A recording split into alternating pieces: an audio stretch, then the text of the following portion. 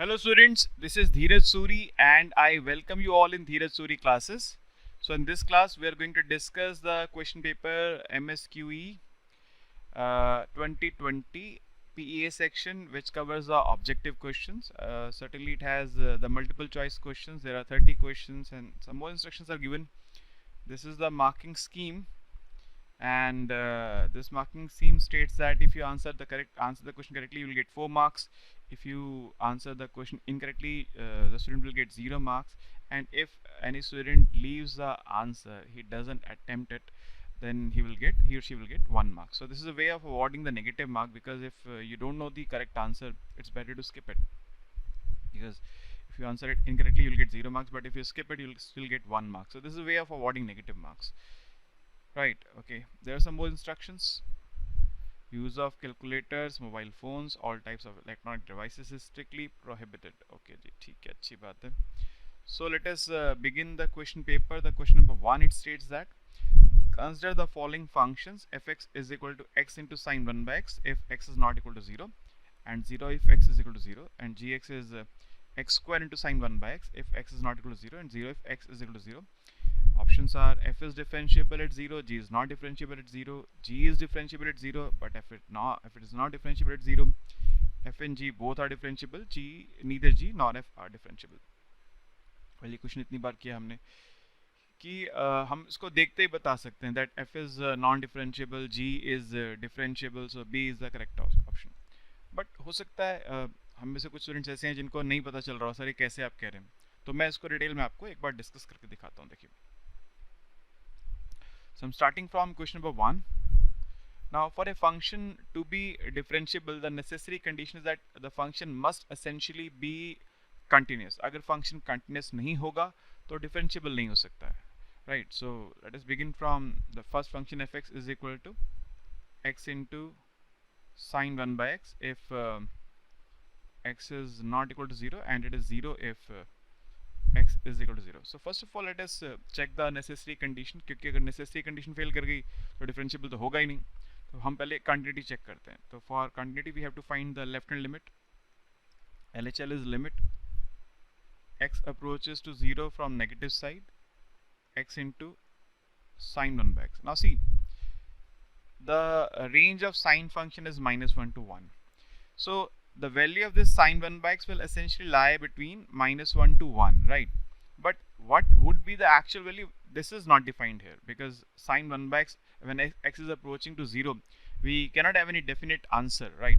But the answer would essentially be lying between -1 to 1, right?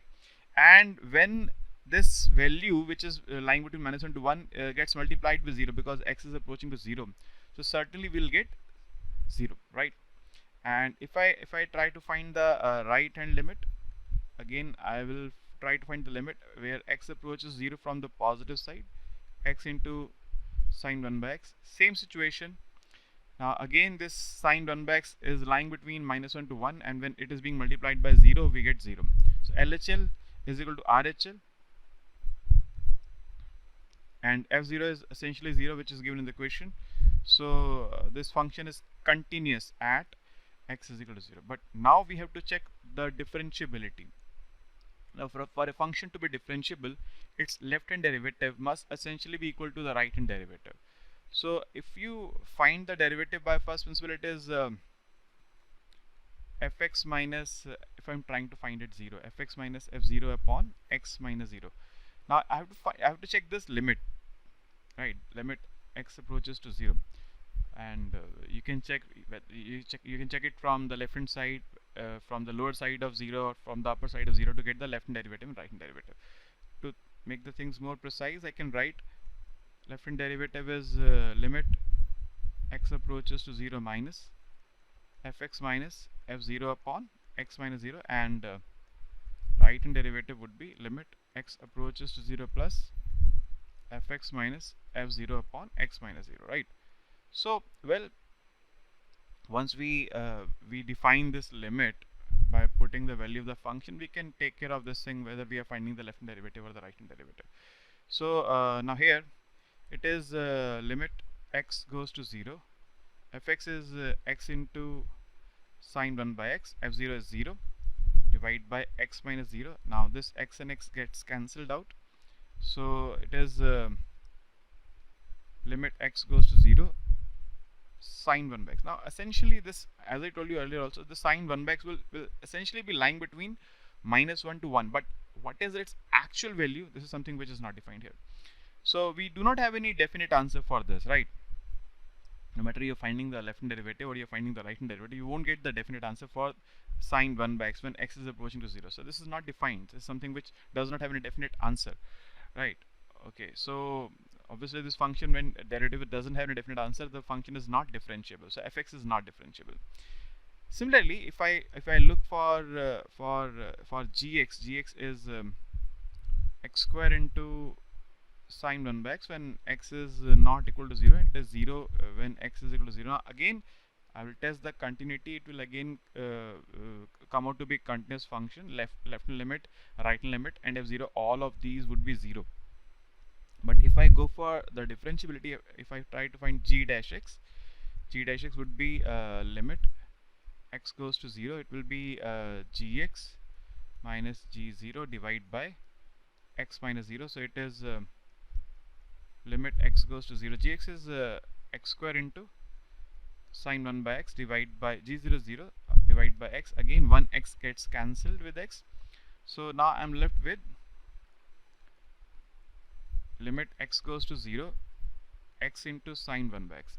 As I told you in the continuity of the previous part fx, I told you this thing that this sine 1 by x, it will essentially lie between -1 to 1. No matter, we don't know its actual value, but we know this thing that it is lying between -1 to 1, and when it is being multiplied by 0, certainly we'll get 0, no matter we are testing the limit from the left hand side or from the right hand side, because x is approaching to 0. So 0 into any number, any bounded number between -1 to 1 will essentially be 0. So LHD is 0, RHD is 0, right? LHD, RHD both are 0, so this function is differentiable, right?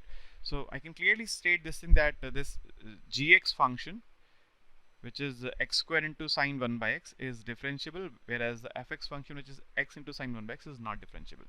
यहाँ continuity पूछी नहीं थी मैंने आपको बता दिया कि by chance अगर नेक्स्ट ईयर आपसे कंटिन्यूटी पूछ रहा हो, तो कई बार पूछा भी है, सिर्फ यही फंक्शन दे दिया fx, अब उसमें ऑप्शन दे रही है कि fx is continuous but not differentiable, fx is not continuous not differentiable, ऐसे ऑप्शंस बना देता है, तो फिर आपको वो भी पता होना चाहिए। मैंने करके दिखा दिया आपको भी, right?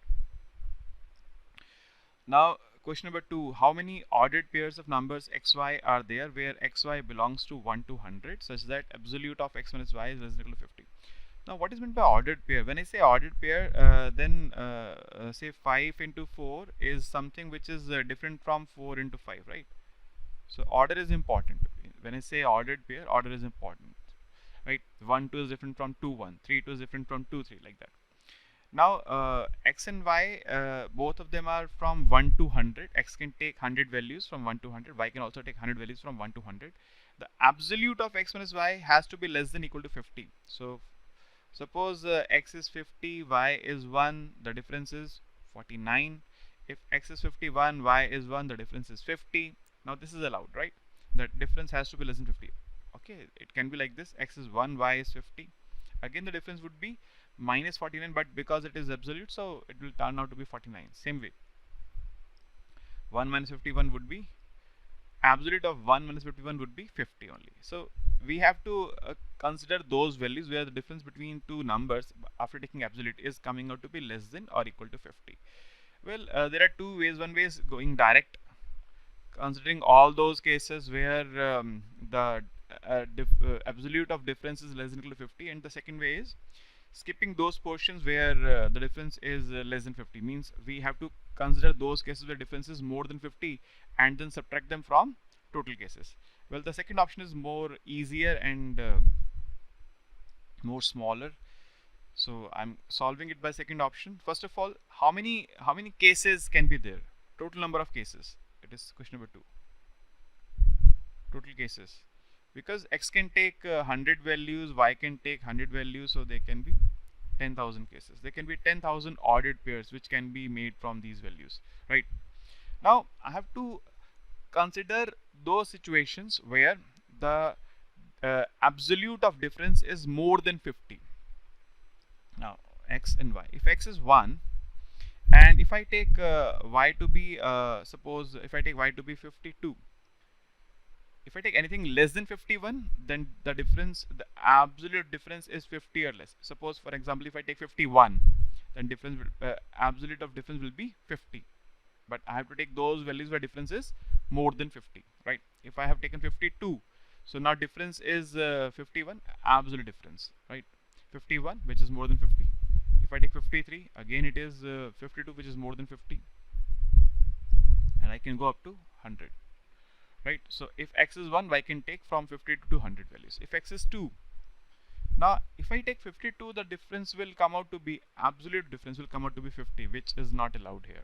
I'm taking those cases where difference is more than 50. Then after that, after finding those cases, I'll subtract them from total cases to get the actual answer. So if x is 2, y should take from 53, 54 to 100. If same way x is 3, y cannot take 53 even. It can take 54, 55 and up to 100. Similarly, if x is 49, then y can take only one value, which is 100. No other value of y will make the difference more than 50, right?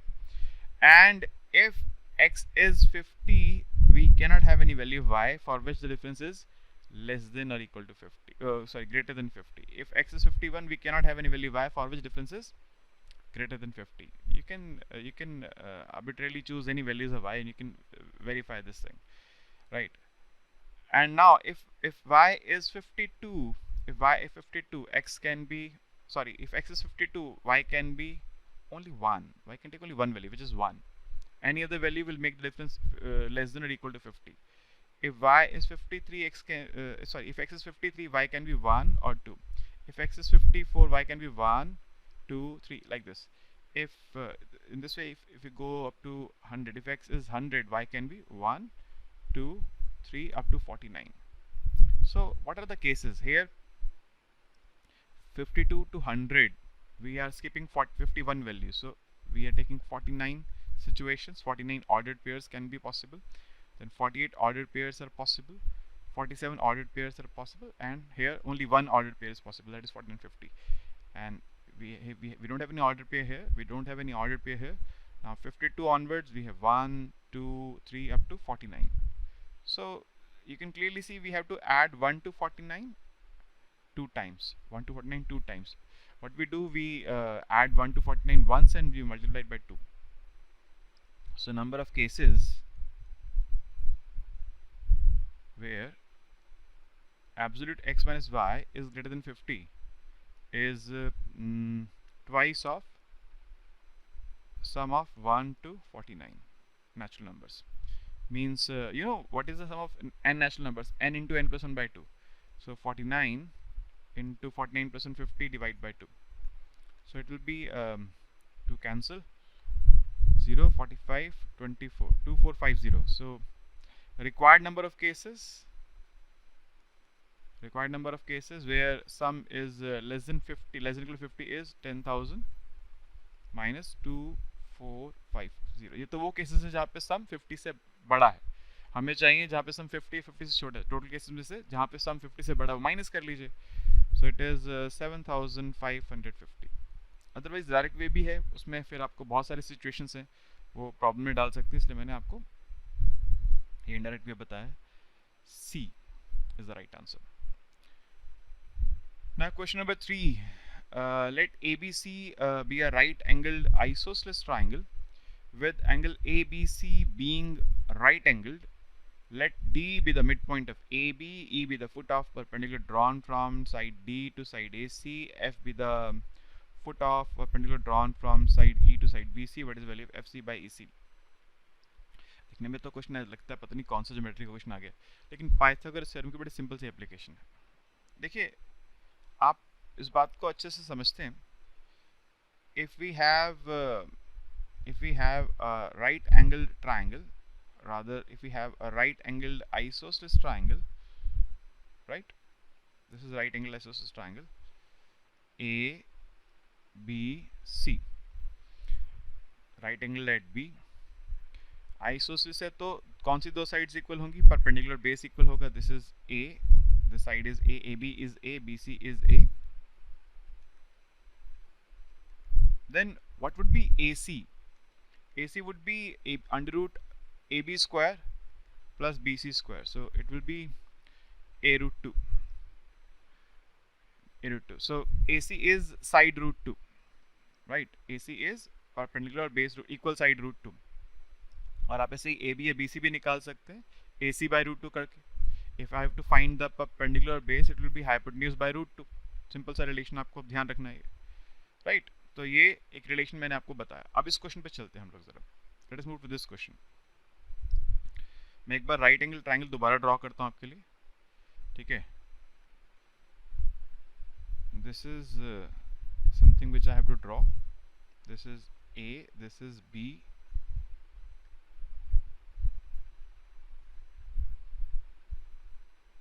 and this is C.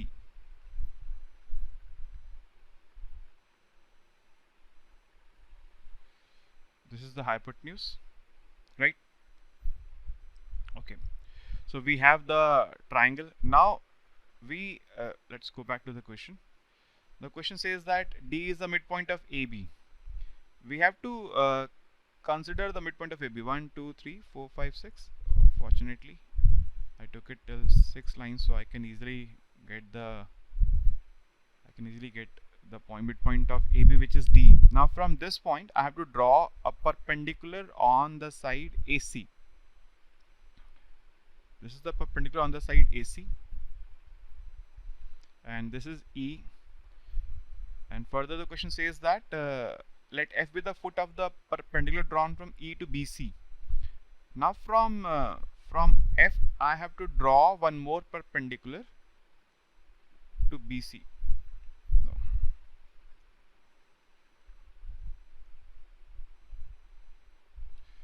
हिल रहा है बार बार. चलो मैं scale use कर लेता हूँ.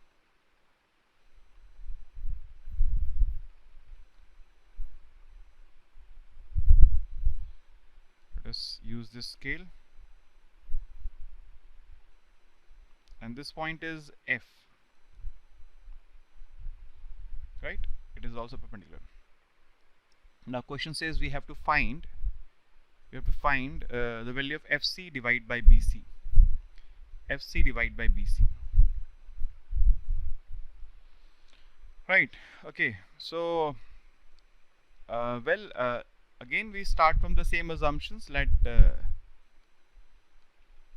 AB is equal to BC is equal to A, and AC would be A root 2. This is clear. AB is A, BC is A, and AC is A root 2. Now we know that the angle opposite to equal sides are equal. We know this thing, right? So if the side AB is equal to the side BC, then this angle A would be equal to angle C, and their sum is 90 degrees, because this is 90. So both of them would be of 45 degrees each. So same case here. Now angle A is 45 degrees, right? E is 90, so angle D is also 45 degrees, right? So when angle A and angle D are equal, this means that this side AE is equal to side DE, right? And this AD is hypotenuse. What is AD? D is midpoint, so AD is A by 2. So in triangle AED, well, you need not to write all these formalities, but I'm just writing so that you can understand what's going on. In triangle AED, AE is hypotenuse divided by root 2. So A by 2 divided by root 2 would be A by 2 root 2. So we have got the value of AE, and we know that AC is A root 2, so EC is, now since AC is AE plus EC, so what is EC? AC minus AE. AC is A root 2 minus A by 2 root 2. So if you take the LCM, you get 4a minus a by 2 root 2. So it will be 3a by 2 root 2. Now clearly you can see this thing that angle C is also a 45 degree in triangle ABC. F is 90, so this is also 45 degrees. So this means this FC and EF, they are equal. I have to find FC. I have got EC. So in triangle EFC, FC would be hypotenuse divided by root 2. Hypotenuse is EC. So 3a by 2 root 2 divided by root 2. So it will be 3a by 4. So I have got the value of FC. I have got the value of BC. So what is FC by BC? FC by BC is 3a by 4 divided by a, which is nothing but 3 by 4. Right? As simple as that. So it was just a simple application of the Pythagoras theorem. Nothing more than that. So 3 by 4 is the answer, option number B. Okay. Question number 4. Suppose that there are 30 MCQ type questions where each question has 4 options A, B, C, D. For each question, a student gets 4 marks for a correct answer, 0 marks for wrong answer, 1 mark for attempting the question. मैंने ऊपर बताया भी आपको, it is a way of avoiding the negative marks. Okay. Suppose in each question the probability of option A is being correct is 0.5, option B 0.3, option C 0.2, option D हमेशा गलत ही होगा, उसका probability 0 correct होने का. Two students Guppy and Bagha have no clue about the right answers. Guppy answers each question randomly, that is takes any of the options with probability 0.25, whereas Bagha attempts each question with probability 0.5, but whenever he attempts a question, he randomly takes an option. देखिए यहाँ पे इन दो students की बात, पहले question समझ लेते हैं. There are 4 options A, B, C, D. The probability that option A is correct is 0.5. The probability that option B is correct is 0.3. The probability that option C is correct is 0.2, and the probability that option D is correct is 0. So these are mutually exclusive and exhaustive cases. 0.5 plus 0.3 plus 0.2 is 1. Now Guppy, first of all let us talk about Guppy. Guppy answers every question. She doesn't leave any question unanswered. She answers every question, but she has no clue about any answer. She just does this thing, अक्कड़ बक्कड़ Bombay बो 80 90 पूरे 100, जहाँ पे आके रुका वहाँ उसने टिक मार दिया. ठीक है, क्या कर सकते हैं, आंसर नहीं पता है तो this is a way. So she can tick any option with probability 0.25, whereas Bagha doesn't attempt all the questions. उसके पास कोई मान लीजिए कोई ऑप्शन, कोई तरीका है जैसे कॉइन टॉस करने का या कुछ भी करके वो डिसाइड करता है whether to answer this question or to skip this question. He also doesn't know any answer, but he decides whether to answer or to skip. The probability of answering a question is 0.5. The probability of skipping the question is also 0.5. Okay. He is also attempting the questions randomly. Guppy is also attempting the questions randomly. So when a student is attempting a question randomly, what is his expected score? And there are 30 questions because each questions are of similar nature. So this is a distribution which is IID, identical and independent distribution. Identical का मतलब ये है that if you get the expected score of one question, you can multiply it by 30, so that you will get the expected score of 30 questions. Because both the students are answering the question randomly. So first of all, let us try to find out what is the expected score if someone answers the question randomly. So if he picks the correct option, he will get 4 marks. The probability of picking correct option is 1 by 4. If he picks the incorrect option, he will get 0 marks. The probability of picking incorrect option is 3 by 4 because 3 options incorrect. So 4 into 1 by 4 plus 0 into 3 by 4, it is 1 plus 0, that is 1. So if someone is answering the question randomly, on an average, he will get 1 mark. Because Guppy is going to answer all the questions, right? So on an average, she will get 1 mark from one question. So from 30 questions, he will get 30 marks. So average score for Guppy Ex for Guppy would be 30 into 1, that is 30, right? Now what the Bhaga is doing, Bhaga is not answering all the questions. He is answering few questions and he is skipping few questions with the probability of 0.5. Now if he answers a question, then he will get 1 mark on an average, right? And this the probability of answering the question is 0.5. And if he skips the question, he will certainly get 1 mark, because skip करने पर तो 1 mark मिलने ही वाला है. If he skips the question, he will certainly get 1 mark, and the probability of skipping is also 0.5. So again, the expected score for attempting one question or skipping it is 1. He is also going to repeat this thing for 30 questions, so his average score of Bhaga would also be 30 into 130. ठीक है, बड़ी simple सी बात है, क्योंकि गुप्पी सारे question answer कर रही है. किसी एक क्वेश्चन में उसका जो भी एवरेज स्कोर होगा वो क्या होगा, 4 into 1/4 प्लस 0 into 3/4. स्कोर अगर उसका आंसर सही हुआ तो 4 मार्क्स मिलेंगे, प्रोबेबिलिटी सही होने की 1/4 है, और मींस प्लस आंसर गलत हुआ तो 0 मार्क्स मिलेंगे, अटेम्प्ट तो किया ही है उसने, और गलत होने पर उसकी प्रोबेबिलिटी क्या 3/4. तो एक क्वेश्चन में एवरेज उसको क्या स्कोर मिलेगा 1, और ये हम रिपीट करते हैं 30 क्वेश्चन के लिए, तो 30 into 130 हो गया. बागा के लिए भी ये कहानी, मगर बागा को के केस को हम दो तरह से डिवाइड करते हैं, या तो वो क्वेश्चन अटेम्प्ट करेगा या नहीं करेगा. अगर अटेम्प्ट करेगा तो he will also get 1 mark on an average. The probability of attempting is 0.5. अगर वो अटेम्प्ट नहीं करेगा, he will surely gate 1 mark, because ये क्वेश्चन बता रहा है.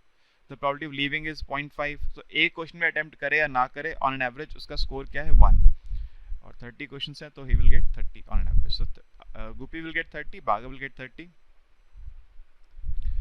Both Bhaga and Guppy have expected scores more than 30. नहीं जी, 30 दोनों का. Guppy's expected score is greater than 30. नहीं जी. Guppy's score is less than 30. नहीं जी. None of the above is the answer. ठीक है. Now question number 5. It says evaluate limit x goes to infinity, limit x goes to infinity e 3x minus 5x power 1 by x. इस तरह के question मैंने बहुत detail में आपको करवाए हुए हैं, होपफुली आपको याद ज़रूर होंगे. इसमें हम क्या करते हैं, पहले y एज्यूम करके करते हैं. Let y is equal to, जब वेरिएबल की पावर वेरिएबल हो तो हम y लेके फिर log लेके करते हैं. मैंने बताया था आपको x goes to infinity e power 3x minus 5x whole power 1 by x. ठीक है. After this we take log, taking log on both the sides. So natural log y is 1 by x आगे आ जाएगा. Limit x goes to infinity 1 by x times natural log of e 3x minus 5. Basically ये क्या form है. अब मैं अगर वापस exponential लें तो I'll get y is equal to e power 1 by x log of e 3x minus 5. This is a composite function, function of function. ठीक है. So now if I have a function of this form, y is equal to f of gx, and I have to apply the limit x goes to some value, suppose a, f of gx, then it is equal to f of limit x goes to a gx only if gx is continuous function, if gx is continuous. And you know that exponential is always and everywhere continuous, and this polynomial is always and everywhere continuous, so this is a continuous function, so I can apply that formula. अब इसके लिए हम देखते हैं यहाँ पर, because it is infinity by, मैं इसको इस फॉर्म में लिखता हूँ, limit x goes to infinity log of e 3x minus 5x divided by x. If you apply the value x goes to infinity, it is infinity by infinity form. So we use L'Hopital's rule. Using L'Hopital's rule, कुछ लोग L'Hospital बोलते हैं, मैं नहीं बोलता हूँ. ठीक है. So what do we get? Limit x goes to infinity, derivative numerator is 1 by e power 3x minus 5x into 3e 3x minus 5 divided by derivative denominator is 1. So it is limit x goes to infinity 3e3x minus 5 upon e3x minus 5x. Again this is infinity by infinity form. Again using L'Hopital's, we get limit x goes to infinity. Now this time the derivative numerator would be 9 times e power 3x, 5 ka 0, divide by 3 times e power 3x minus 5. Again because it is infinity by infinity form, so again using L'Hopital's rule, we get limit x goes to infinity. Now 27 times e power 3x divide by 9 times e power 3x, so e3x cancel, so log of y is 27 by 9, which is 3. Taking exponent, we get y is equal to e power 3. y is equal to e power 3, option number A. ठीक है, तो ये है. तो यानी अब देख रहे हैं क्वेश्चंस बहुत मुश्किल नहीं है, बस आप अगर आप कंसेप्ट ठीक से अंडरस्टैंड करते हैं तो इजीली क्वेश्चन को आंसर कर सकते हैं. राइट, फिर भी अगर मैं डिस्कशन कर रहा हूँ आपके साथ, कोई क्वेरी अगर आपके मन में है, कोई बात आपको समझ नहीं आती, तो here we have the WhatsApp number, you can WhatsApp me and contact me. Right, ठीक है.